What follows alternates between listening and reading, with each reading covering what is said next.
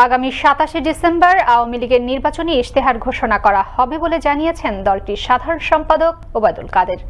সোমবার দুপুরে ধানমন্ডিতে দলের সভাপতির রাজনৈতিক কার্যালয়ে সংবাদ সম্মেলনে এ কথা জানান তিনি। বলেন, জাতীয় সংসদ নির্বাচন নির্ধারিত সময়ে অনুষ্ঠিত হবে, একই সাথে প্রতিদ্বন্দ্বিতামূলক হবে।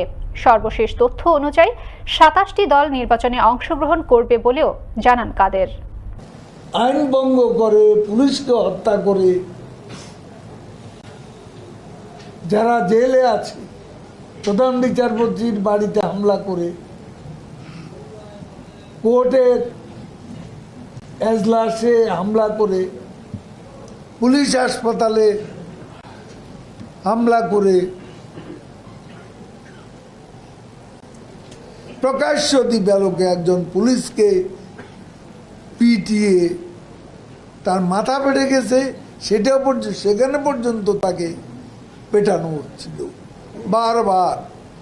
তখন তার লাশ হয়ে যাওয়ার পরও তাকে আঘাত করা হয়েছে।